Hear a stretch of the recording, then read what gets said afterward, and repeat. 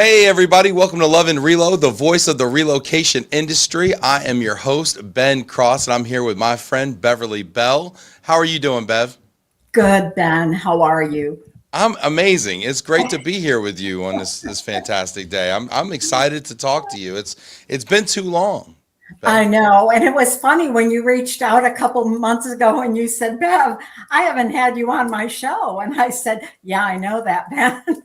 And Well, then you came yeah. back and here we are. And I had to tell you, oh, by the way, Ben, I'll no longer be employed when I'm on your show. Well, and I told you what, it doesn't make a difference to me. You still got amazing, stories to tell, and you have a phenomenal perspective as well. And I think you were just talking recently with my first producer, Janet Turner. I love Janet Love, so much. I love wouldn't be Janet. here without Janet, and just love Janet so much. What were y'all chatting about?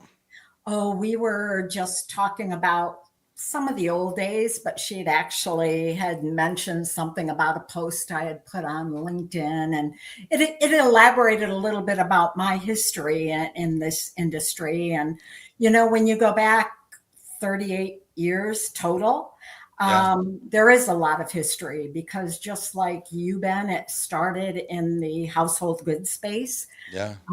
Very fortunate as the result of an actual relocation.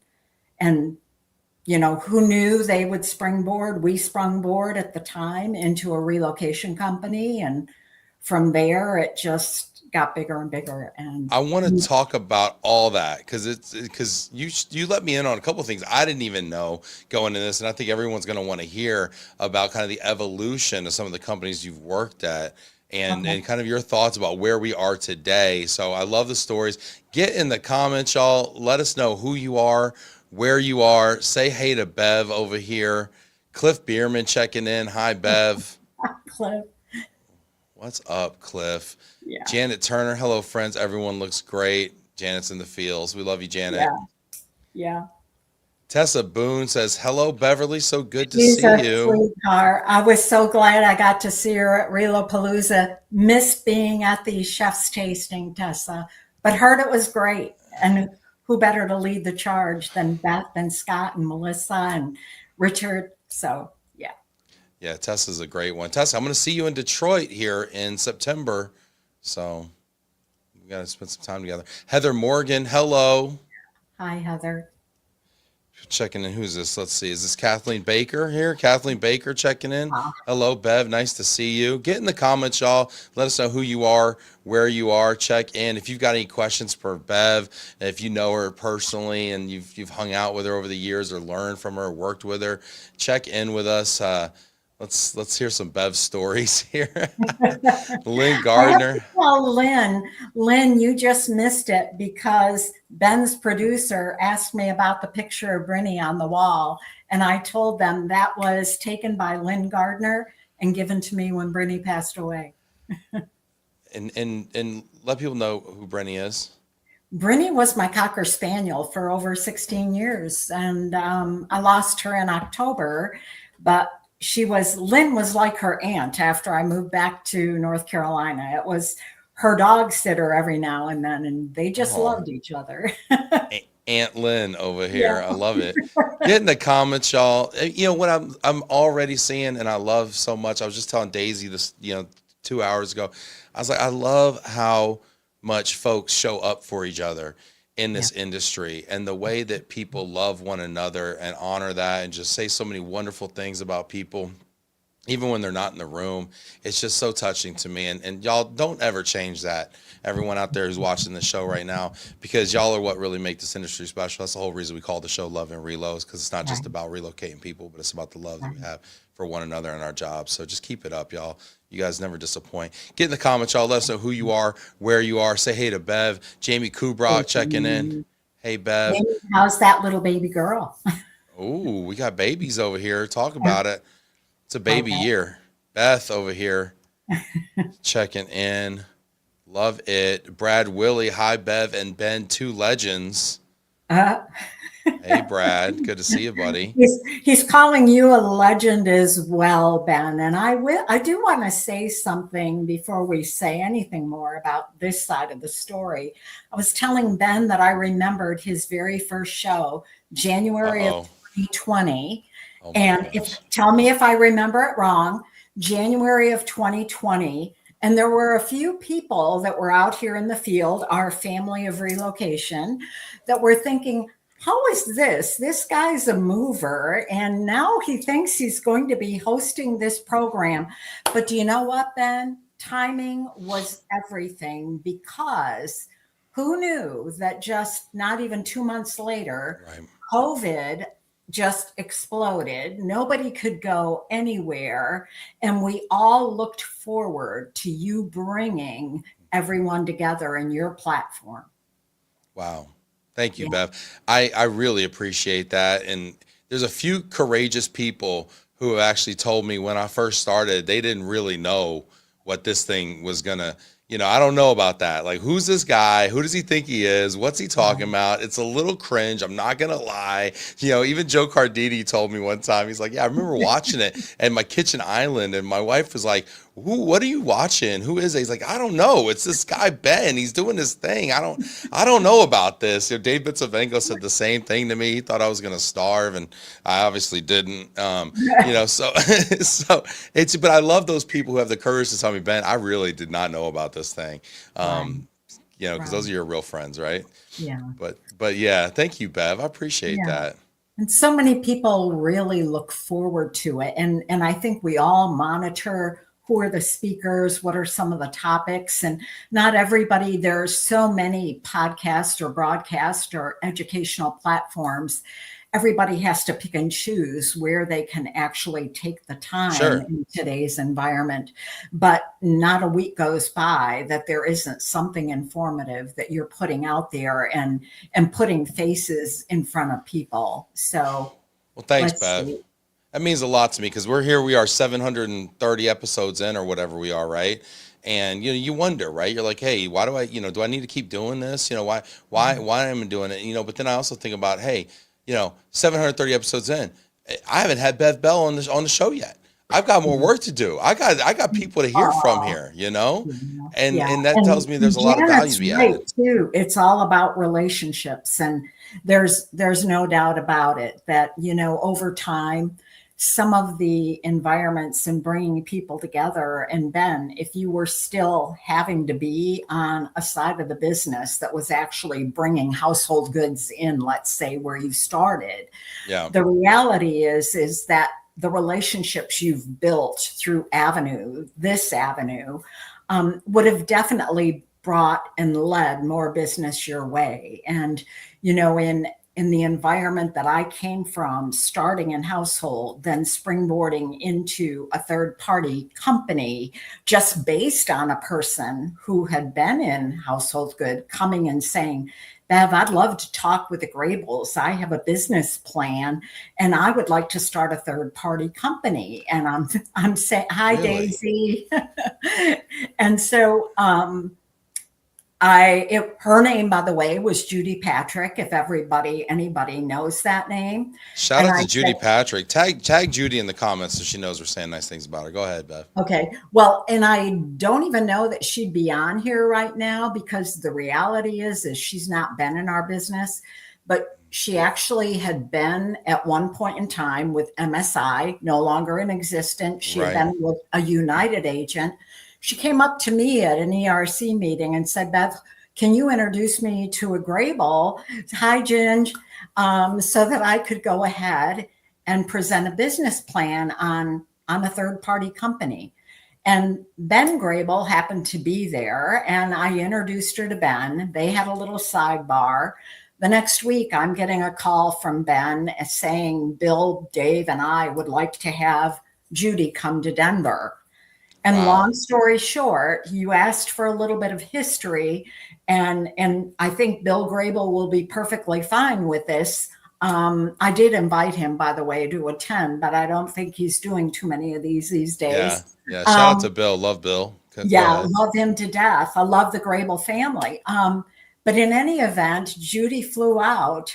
She did her presentation, and they came back to her within 48 hours and they said, the Graebel wives, Julie, Mary, and Lois, will be the investors. Your investment is going to be the starting of this company.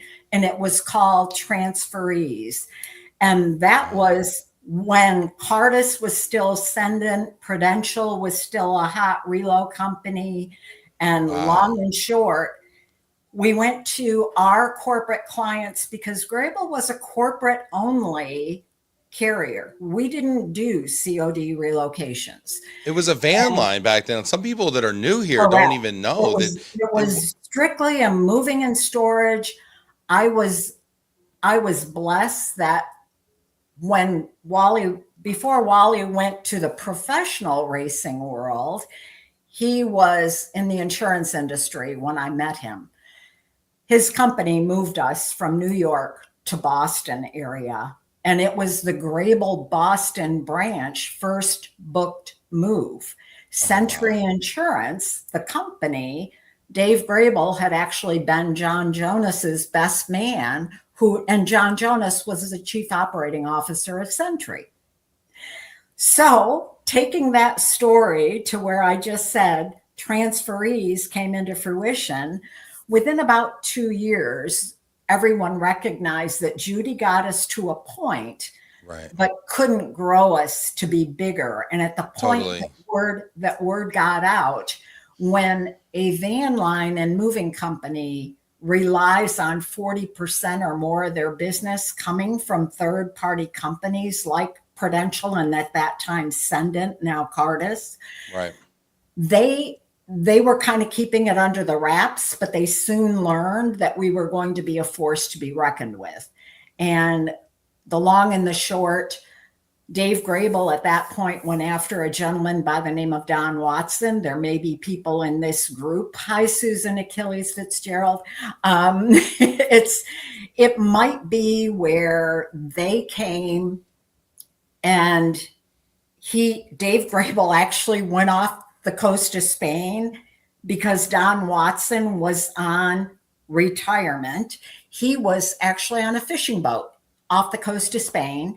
Dave Graebel learned that from his wife, got the name of the charter company, chartered a boat. He himself flew out, chartered the boat, had the guy take him to Don's boat, and he actually recruited Don Watson to come in as the next president and leader of what eventually became Graebel Relocation Services Worldwide, now Graebel.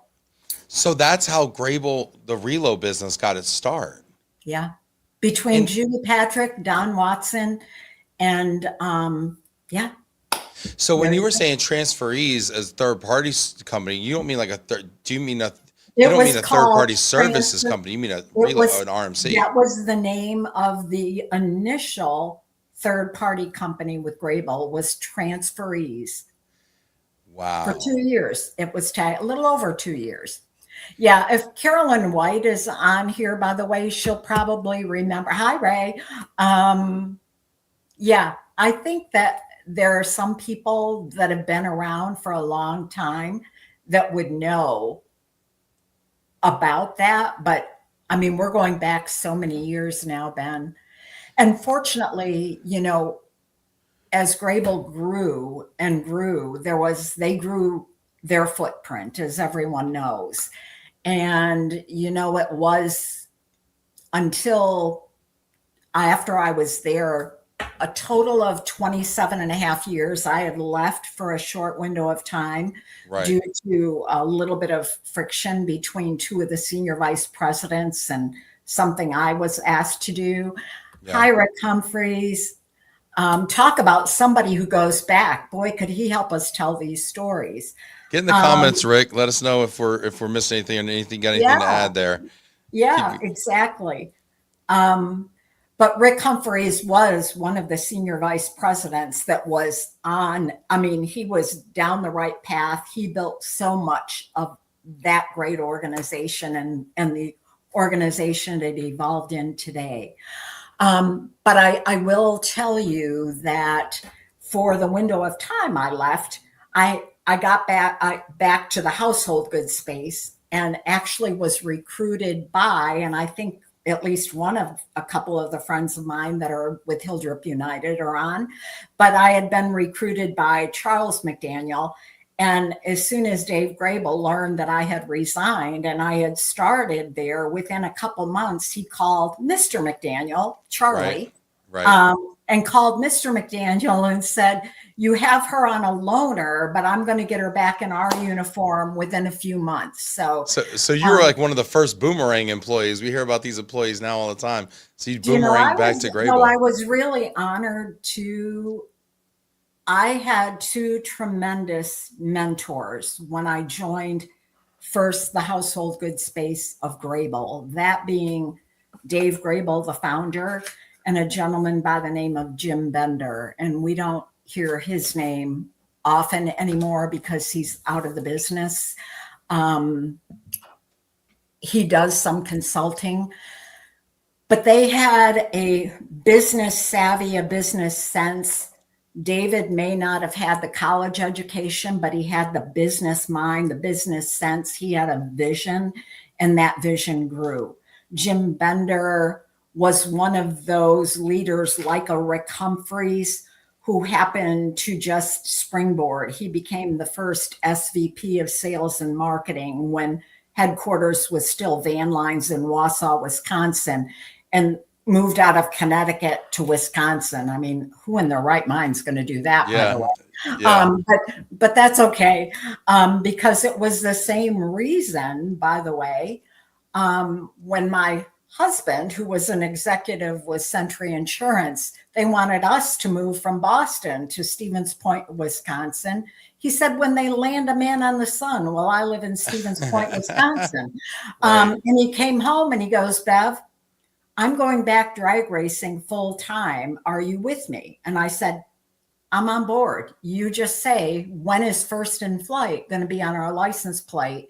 And 18 months after we were married, we not only were off to North Carolina, but within 2 weeks of my resignation, not 2 weeks, less than that, I get a call from Dave Graebel going, "I understand you're trying to resign."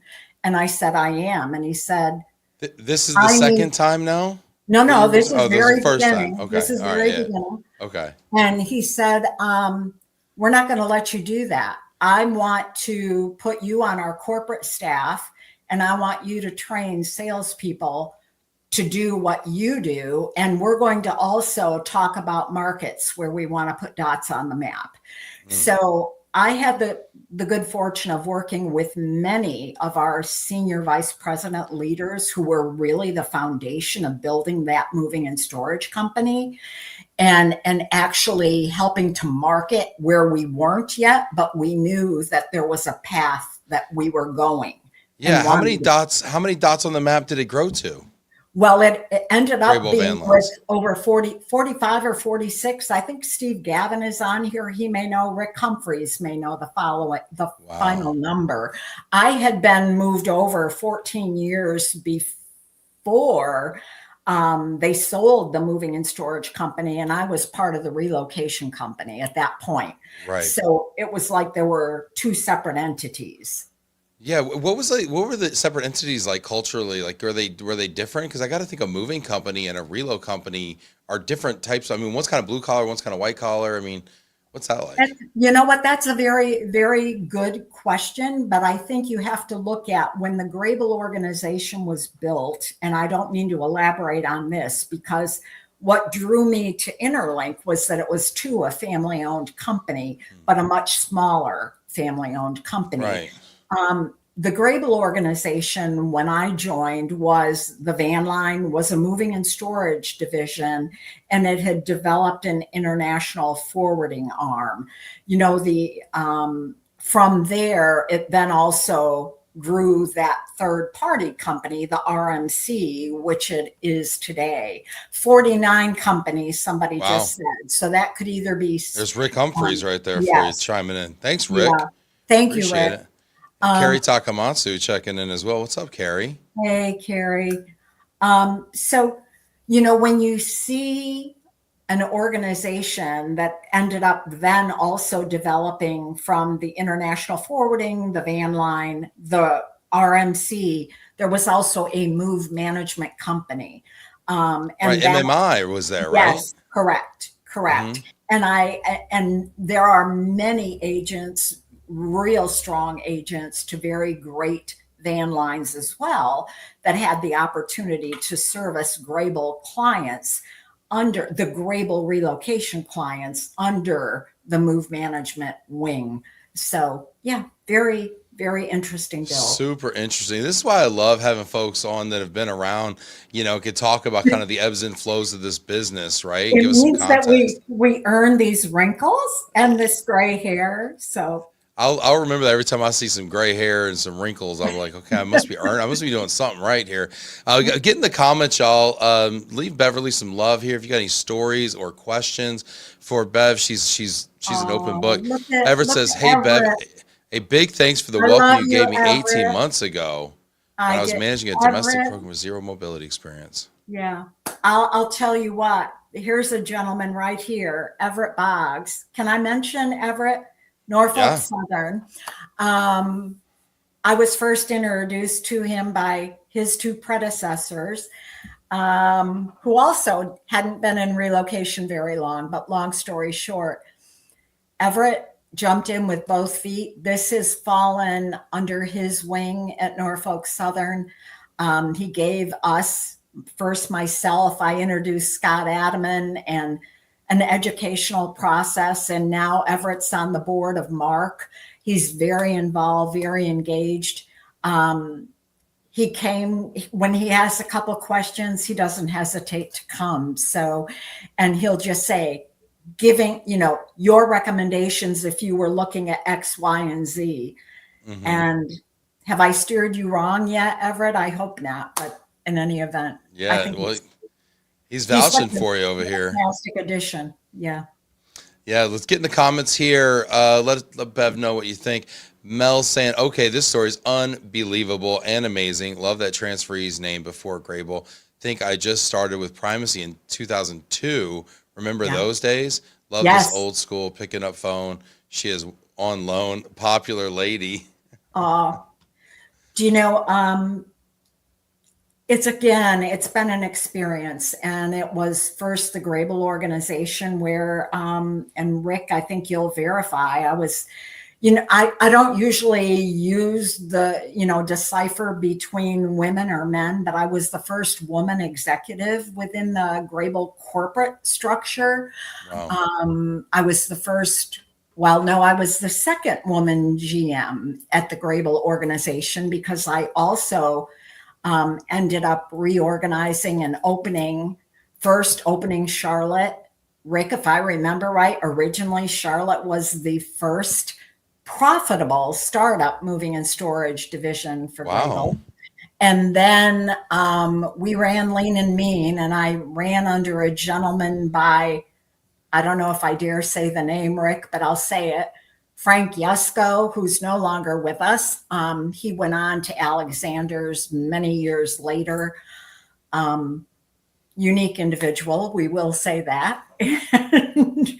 Yeah, the As moving we, and storage business has that done that. But also, I mean, I didn't know you were a GM of a moving and storage location. I mean, that's yeah, news to me. That's incredible. actually was GM in Charlotte when they were ready to open Charlotte. When Wally and I first moved to Charlotte, David put me immediately on the corporate staff, and then I was given a few markets to market on my own and develop business, and to also support sales people and help them and mentor them along to close business in some of the existing locations.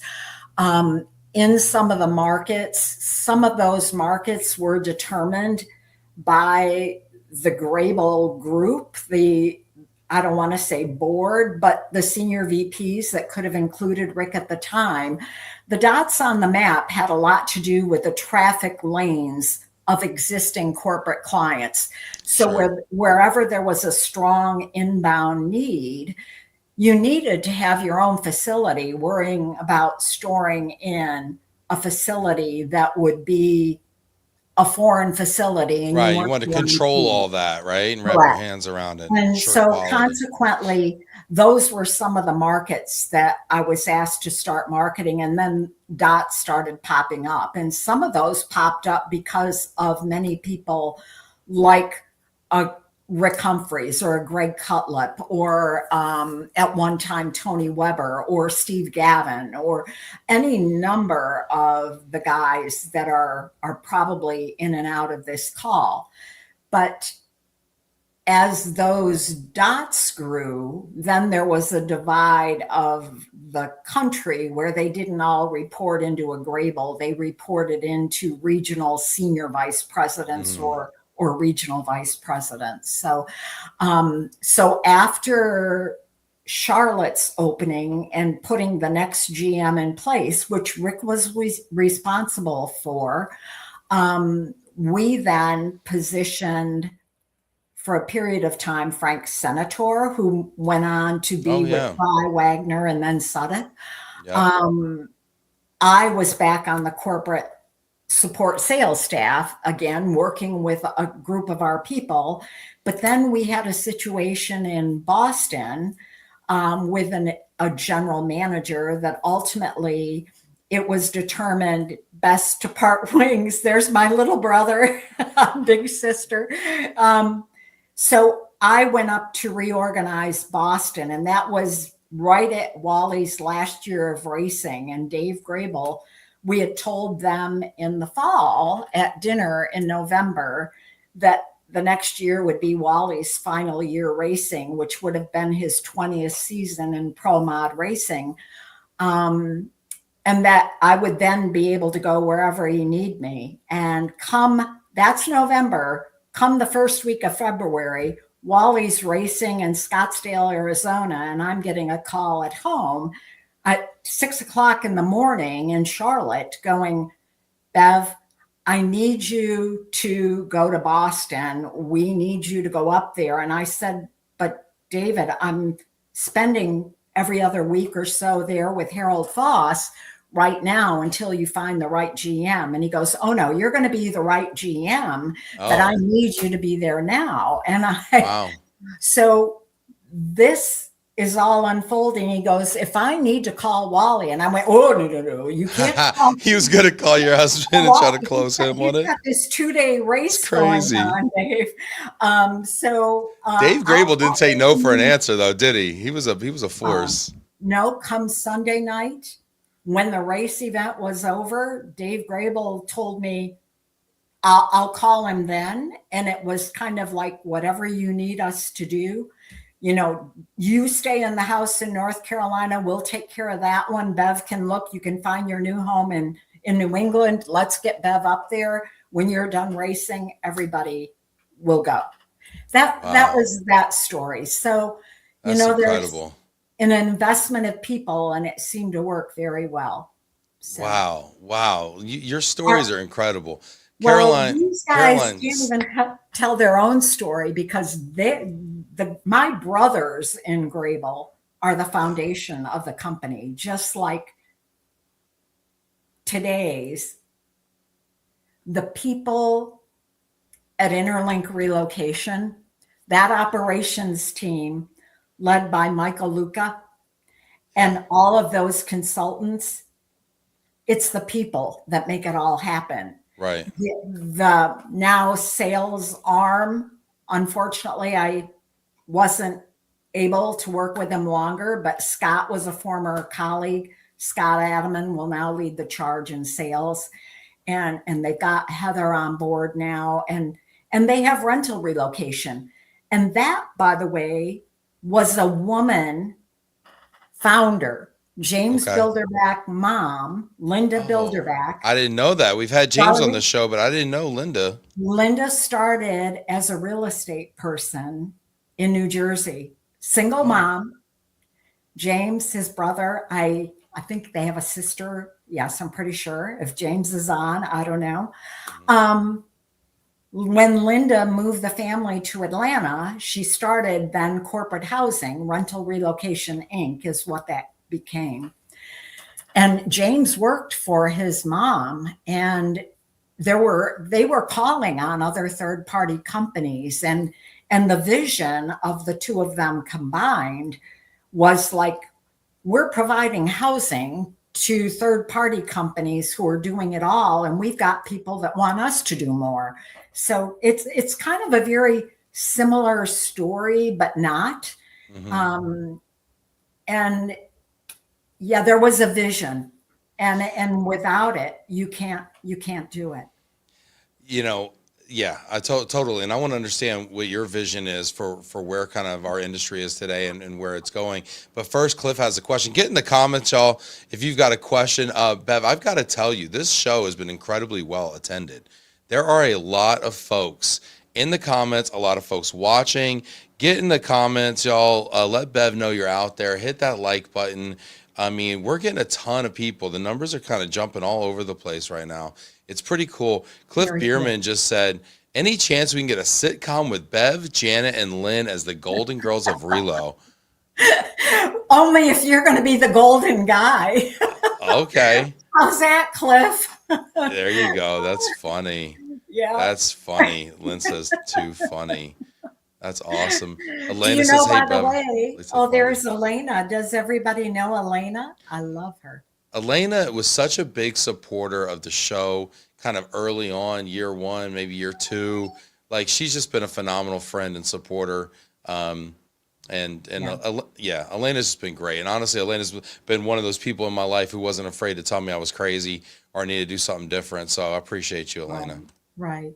Well, and you know, we talked about things that have to do with learning platforms. And if we really think back about that first show in 2020, that was a learning platform. You were providing an educational platform and environment. And, you know, I had been familiar with doing roundtables for so many years with my previous, well, they're now all previous, right? The previous company, Graebel, that when I came to InterLink, within my first few months of just calling on new people at that time, it happened in Raleigh, North Mm-hmm. Carolina. And I was living in Virginia. And two of the people, one a former client, Red Hat, Judy Vong, and another, Michelle Keach from Biogen, said, Bev, we would like to have like a relocation council here. And we don't want to go to Charlotte. We don't want to go to Richmond. And they both have them. And so I said, well, you know what? Let me kind of look into this. And then I jumped on the phone the next day, got a hold of one of my great friends, Mark Britt, who's in the mortgage industry. Yeah, Mark's in the comments. What's up, Mark? Yes. And Mark said, I'm on board if you want to host something. I got a hold of then Jill Nicely, who is retired, who was in the household goods space. I had actually convinced Jill 29, 30 years ago to get in, hi, Mark Britt, to get into sales in the moving industry as a single mom. And she was awesome. We orchestrated, and I said to James, I'd like to do a roundtable. He wasn't so sure that it was going to work, but he said, we'll try it. Just once, we'll try it. And I had Elena come in as a subject matter expert. That's what made me think of this, because even back then, we needed some expertise. The way that I would organize these, Ben, was let's talk about the topics ahead of time. We're not going to be just going and talking at people. Mm-hmm. I would ask everybody for their input that was registering what topics they wanted to discuss. Okay. Since then, James Bilderback had the vision to say, let's tag these as mobility and relocation peer groups. And he actually started now what's called the peer group. And we've done them in many locations throughout the East Coast primarily, but virtually as well. And we did a couple of the roundtables virtually during COVID, and we'd have 70 and 80 people register for those virtuals. What's the key to doing a successful one? I was just talking to somebody about this the other day. What's the key? The well, if you probably asked a group of the attendees, first of all, when we start a topic, the topics go up into a PowerPoint, and that PowerPoint is the driver. Once we make introductions around the room, and we go ahead and we start with topic number one, I ask the person who sent it in to elaborate on what they'd like to learn from the group. And the group keeps talking until we finish that topic, Ben. And we do these for about 4.5 hours. Mhm. And we've run out of time before. We usually begin with a hosted breakfast. We've tried it with lunch. And it doesn't end. Each topic doesn't end and move on to the next one until they've gotten enough information from everyone in the room. I was gonna say, how do you know when how do you know when it's over? Like, how do you know when it's time to move Because on? I can say, and Scott and Mark can chime in, but I've always been asked to facilitate, and I just ask, have we answered or have you gotten enough information back from the group in the room before we move on to the next one? And it's worked very well. And there have been a couple of times we've run out of time, and we've tried to categorize and mix it up between domestic and international, because there have been a couple of times, for instance, on one of the Raleigh events, it was a little off kilter and there was a whole lot of international in the room, but not a whole lot of domestic. Which is better, a morning? Yeah, Mark. Look at Mark. Mark says you need to come do my job, is what he's saying, I think, over here. Mark Britt told me I'm the person, I would always orchestrate our meetings too, because the group that would be paying for it, I mean, we paid for it, the host. So whether Premier Relocation Mortgage, it would be the moving company that would be involved. It would be us, InterLink. Before Scott became InterLink, I pulled in going there. If David Livet is on, he was a tax partner. I think he was chiming in from the UK. At least he was registering, as far as I know. We were the hosts. And we paid for whatever was needed. We'd pay for the breakfast. We'd have gift card giveaway drawings. We would, everything that was involved in a spend. So usually I would also learn, and it's funny, like in Raleigh, there are companies volunteering to be the host company, and they'll provide the meeting space. So we weren't paying for space, which was great. And then we would just organize the catering, but great fun. And I'm loving to see, by the way, Joe Dudek is starting a learning platform. And Joe, if you're on, I want to do a shout out, because when I saw that you were starting what you're calling mobility cartons, something like that. I saw that yesterday. Mobility packing, something like that. Mobility unpacked. Yes. Unpacked.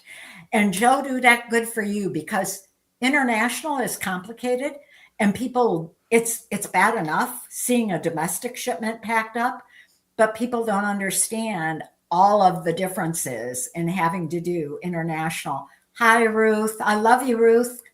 I'll see you soon. I promise. That's awesome. Love. Yeah, no, it's I look forward to seeing what Joe comes up with. Joe's got a unique way of presenting stuff. I love his donut talks, and Joe's actually one of those guys. I remember we were out in I think we're in Denver actually for one of the Graebel Alliance meetings or whatever, and I think we were like at the airport bar or something having a beer, and I was just like telling him like, hey, I might have been having two, I don't know. And Joe was I was telling Joe, like, I have this idea, like, I want to do this thing, I want to talk more, I want to speak more, I want to maybe do this, like, this show or something. And he was like, well, do it, man. Like, go live more. Like, and I think we did a live. I think he and I did a live right there at the bar, because he was basically, well, if you want to do it, like, do it now. Like, just do it. Right. And like Right. we did it, and he encouraged me. You know, you need that friend that's like gonna push you and say, Yeah. "Hey, you know, buddy, like don't talk about it, be about it." You know, and so I Yeah. did, and Joe's always been that friend, and Yeah. you know, back when we were in Detroit together. So I'm really excited to see what he comes up with. Yeah. Joe was one of the people that learning that Relopalooza was really my last event, so to speak, as Interlink anyway, that it was, he came up to me and he gave me a hug and he said, if you need anything, you know, I'm here. And he is just one of those people that whether he was in the mortgage industry or now when he's been right there with Champion, he went into uncharted territory for Oh, him. sure, But totally, as I mentioned to him, first of all, it's your brand, it's your ethics, it's the people believe in you, and that's who they get to know first right, is us. And totally. once he was more familiar with what he was putting out there, he what a great space for him to be, right?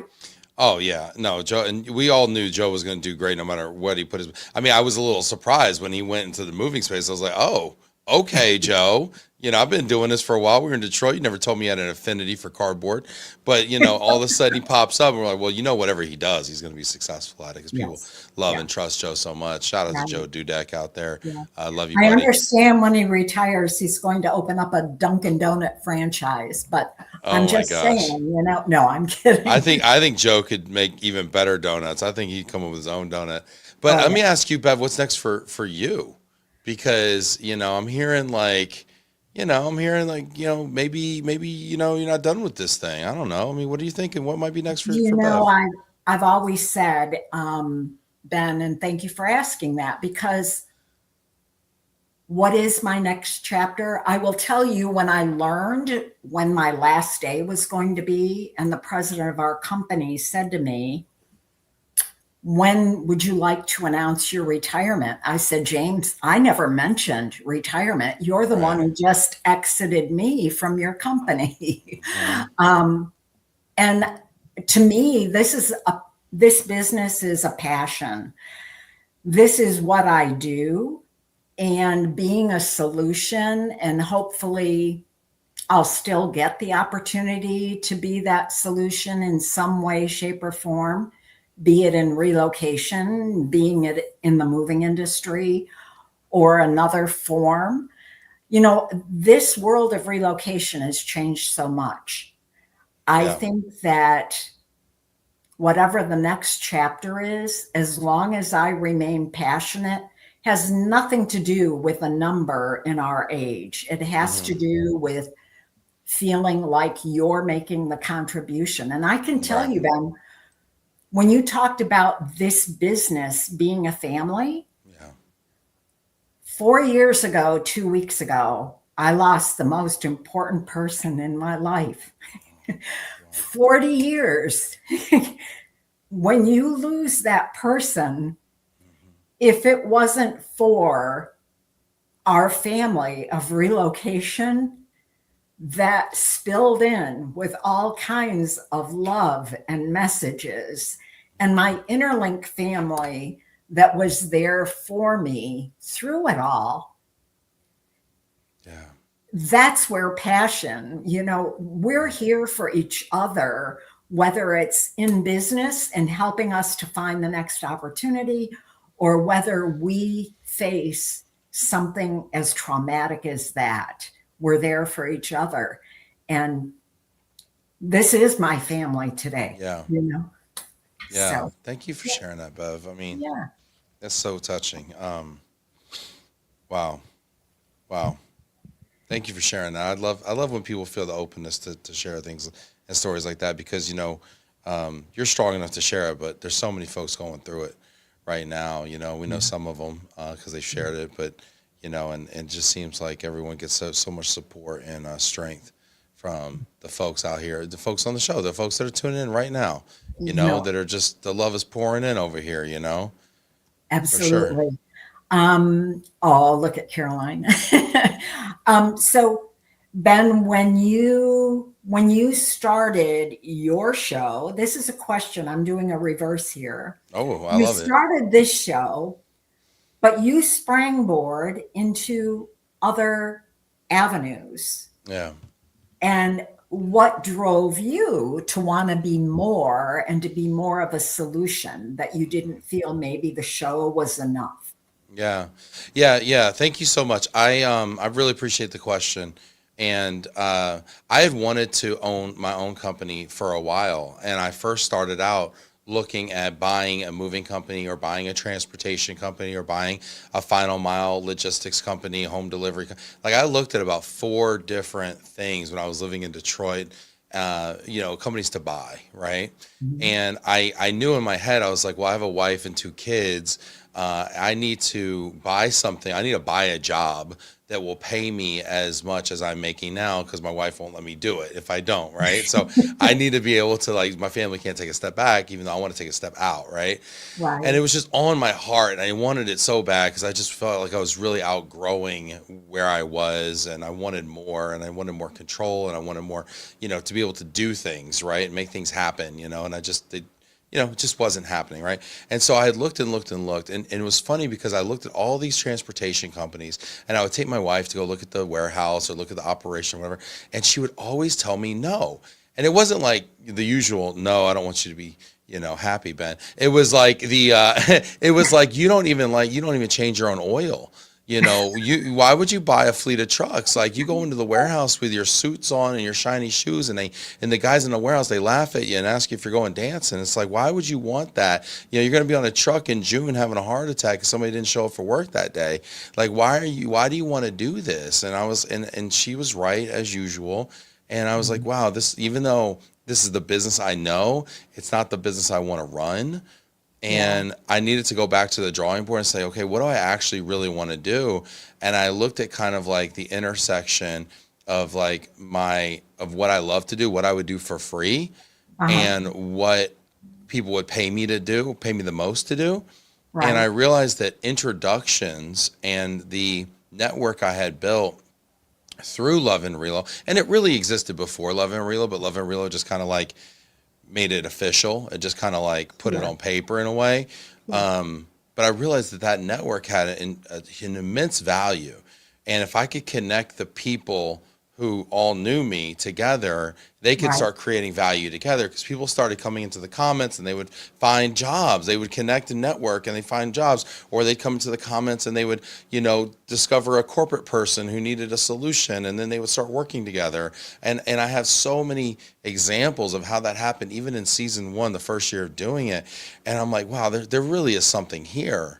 And Yes. so people started coming to me with different opportunities, and I was able to kind of start moonlighting a little bit.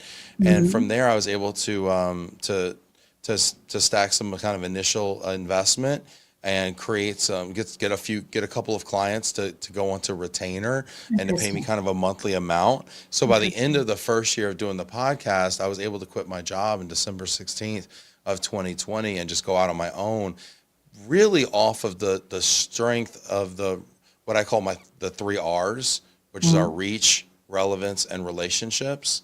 And so off the strength and the value of the reach, relevance, and relationships we cultivated through the show, I was able to launch Glomo, trademark the name. I got the .com URL, which costs about 10K to do all that stuff. And honestly, I mean, I can't say it's been easy ever since because it hasn't. It's been Yeah. really up and down, right? And there's been times that have been really, really trying, but I've been extraordinarily blessed in this process. Yeah. And I just always knew I wanted more, and I wanted to be more than just a mover. Like nothing against movers, I love movers; they're some of my best friends, right? But like I was like, I don't want to just have an opinion about moving. I want to have an opinion about intercultural training. I want to have an opinion about understand immigration space. These RMCs have been my best clients for years, but I don't actually know what they do. I want to get in there and actually look under the hood a little more, Right. And it's interesting that you just brought all of that up, wanting to know more about those segments. I was on with Caroline earlier today. She and I had a brief conversation. And Ben, there are so many. First of all, we both agreed that, there's this group of people that reached a certain age bracket. And then it seemed like there was about a 20-year window where there were no people before you get to people that are a little younger than me or my age that are in either relocation or the moving industry. But the people that are coming into the industry are oftentimes pigeonholed, and they don't understand every segment or every partner that it takes for an RMC to operate, yet understand everything that goes on behind the scenes in a moving company. So if a person's hired at an RMC, and I'm a believer that every RMC has a value. We all have our best benefits and our best features, Right. but the items on the menu are basically the same. It's the people and how those people are managed or what the model is that makes a difference. And as we were talking, Caroline and I, the fact of the matter is that if you're hired in a pigeonhole in a larger third-party company, all you see is the function that you're doing. If all of a sudden there's a hiccup in that one space, you don't have a clue as to how to resolve it, because you don't understand that, oh, there is a realtor, there is an appraiser, there are inspectors, there's a mortgage lender, there's a mover, there's temp housing, there's international stuff, the visas, the immigration, none of that. Totally. Only understand this. What's going to get us to the point where there are enough people who get the broad spectrum in the future and really can carry business on? Business is going to be different, no doubt. AI has a big influence. You can AI and Google anything today. Yeah. But it's not going to be the hand holding that sometimes is necessary to go with it. Yeah, and it's so interesting what you're saying, because I remember working for a moving company, right?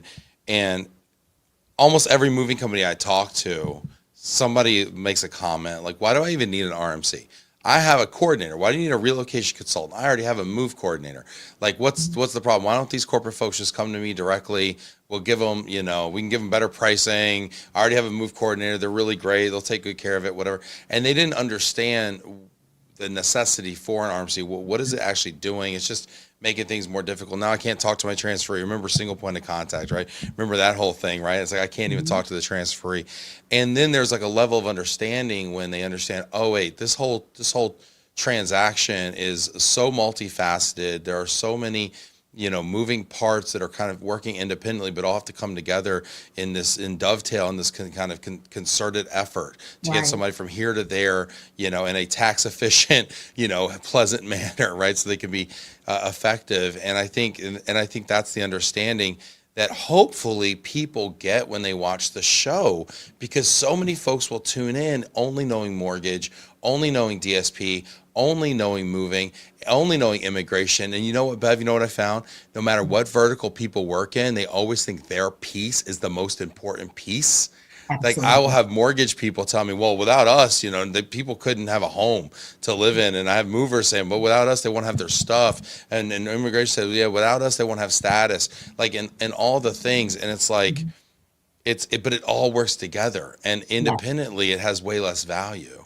So hopefully people can come on the show and they can see people like doing a deep dive into their passion and say, okay, I'm really passionate about language and why language training is like one of the most important parts of an assignment, which I've come to believe now it is.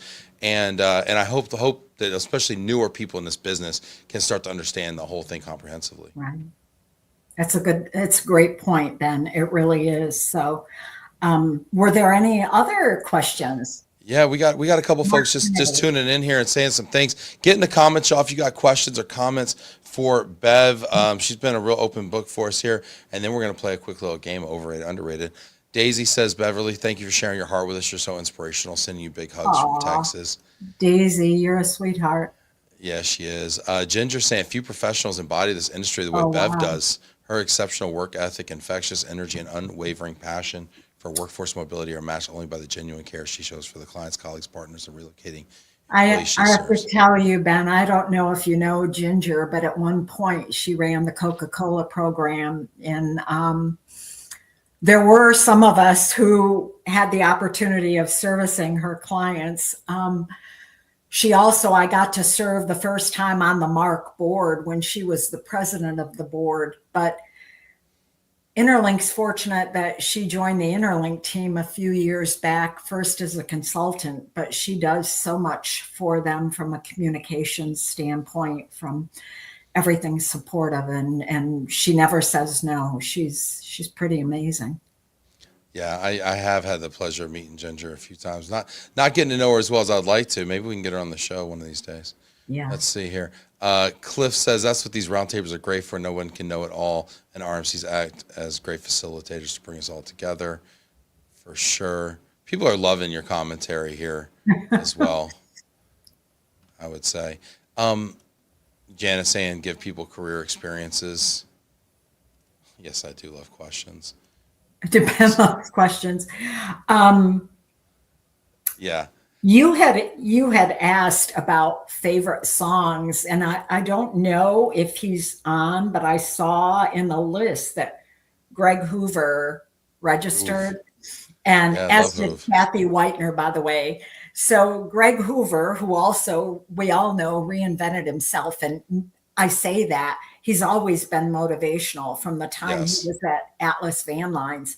But during a time away from Graebel, I was overseeing an Atlas sales arm and conducted a sales meeting. And Greg Hoover and Glenn Dunkerson came into Atlanta for the meeting. And they told me, first of all, we don't know how you got him to spend. This was Ted Algers, by the way, who was Ace Relocation. And Yeah. long story short, I opened the sales meeting with the song Jump by Van Halen, because Right. for me, what better way to start a meeting at 7:30 in the morning, right? That's right. But I know if Kathy Whitener's on here, she's going to disagree. And I would have to say that Pete Culp's Eye of the Tiger is going to work just as well. Eye of the Tiger and Jump. Yeah, That's a because she has told me the story when she was first under Pete Culp, that was his tune of getting everybody motivated. So I love it. I love it. Absolutely love it. Yeah, we love some good music around here too, the Global offices. Cliff saying we still need committee members at Mark, Bev. Uh-oh. Yeah. Might get I think I have to be with a company today, though, to be on a committee again. I don't know if that's a bylaw or not, Yeah. but you have my vote, you know. Yeah. Hey, you know what, Bev, you want to have a little fun with me? Sure. Wanna play a game? All right, let's play a game. We're going to play a game we love to play at the end of every show. It's called Overrated, Underrated. It's everyone's favorite part of the show. Do you know how to play, Bev? I have to say no. Okay, I'm going to teach you. It's very simple. There's only 2 rules, okay? The first is I will give you a topic, and you must tell me if it is either overrated or underrated, okay? Okay. And then the second rule is I will tell you if you are correct. All right, let's play the game. First one up here, overrated, underrated, in-house programs. Overrated. Overrated, all right. Why is that? I just feel that in today's environment, trying to keep everything in-house where you may not have the book of knowledge, you have to pay the payroll, you have to pay the benefits.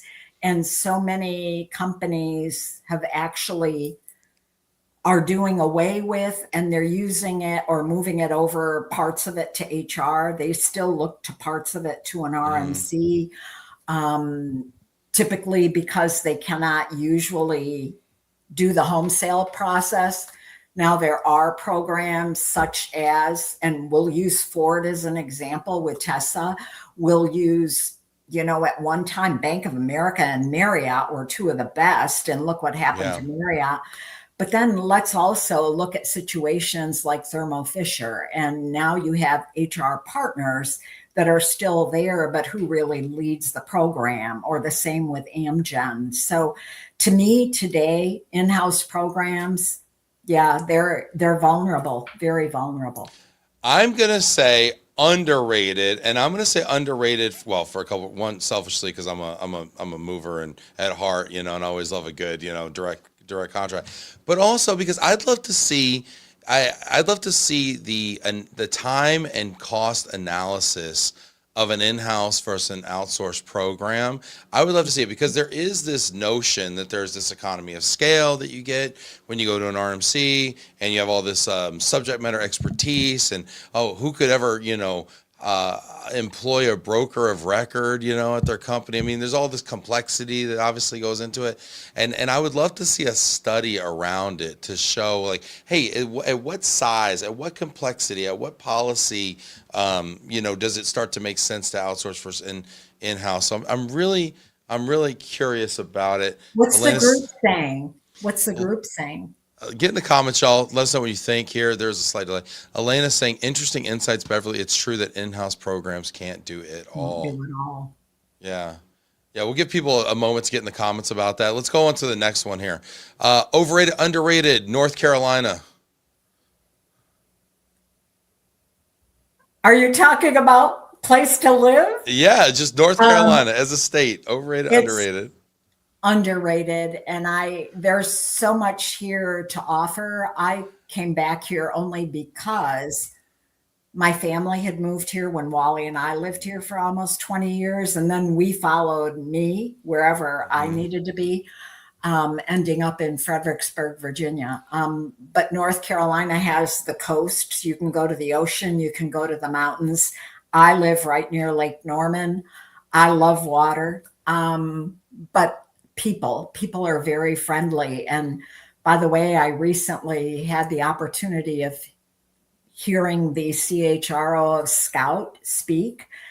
And she said when they were making a decision on where to put this headquarters for Scout Motors, they looked at 9 different cities, but the warmth of the people, and she was talking C-level people that hosted a reception in downtown Charlotte, North Carolina, were very inviting. So yes, Beth, underrated.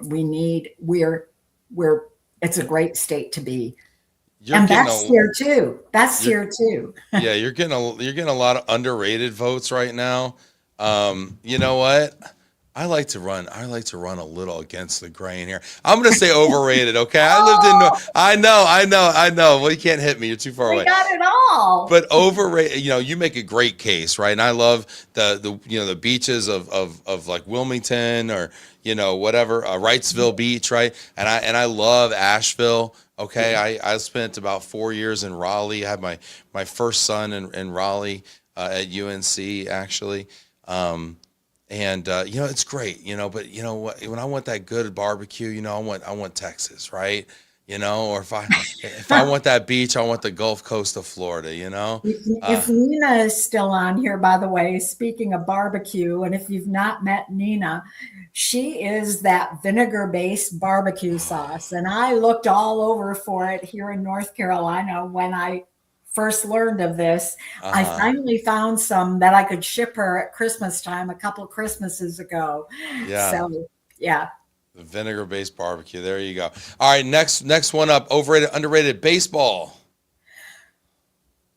You're asking the wrong person because I'm more of an NBA and NFL kind of person. Right now, I'm kind of into the World Cup, even though we lost last night.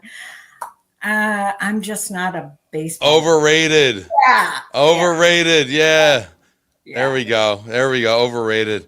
All right. Next one up. Overrated, underrated. Cats. Well, I've had both, and I love them both, but I'm going to say cats are overrated. Oh, you're correct. Overrated. Overrated. Don't at me, cat people. Yeah. All right. Do we have one more, Sharina? Last one up. Overrated, underrated. Carolina barbecue. I don't know. Is Nina on here? I'd rather she would answer that question. I don't think so. Nina Arnaiz, Oh, which okay. Nina are we talking about here? Let's Well, then I'm going to say, because I'm not a barbecue fan, it's probably overrated. overrated. It's overrated. Correct. Correct. She ended strong. 3 for 3. I love it. Fantastic. Fantastic. Yeah. Oh my gosh. Look at Tony's gonna punch me. Baseball is definitely underrated. Life's a game. Yeah, for sure. Sure. People are getting Florida shout outs. Yes. Bev, this has been such a blast. It's been so cool getting to dive deep with you and get to know you. Appreciate you having me on, Ben. Even after I said, Ben, by the time you're doing your show, I won't be anywhere. So You're yeah. still you, Bev, honestly, and that's what we love about you. It's true, and that makes all the difference in the world. I think. I mean, we are who we are, and people get to know us before they truly even get to know who we represent. So. Yeah, it's been great having you on. This And has everybody tune in tomorrow at noon. Jillian and I are actually going to have Jasani Courtney. He is the Vice President of HR for American Bureau of Shipping. He's actually going to be on at noon tomorrow on the Get Talent podcast that we do talking about talent topics. So tune into that. Bev, it's just been a real blessing having you here, and can't wait to do Elena saying underrated people. Come on. Oh my gosh. I don't know, Elena. I don't know. But wait a minute. What about Alabama, Elena? Heather, so good to see you, Heather. Yes, this is great. Okay. Anyway, hey Bev, I will catch you next time in person. So I'll see you later. And thanks everybody for being here on the show. Getting in the comments, y'all. Let Bev know how much you love her, and hit that like button. Take care, everybody. See you later. Have a great evening. Bye-bye.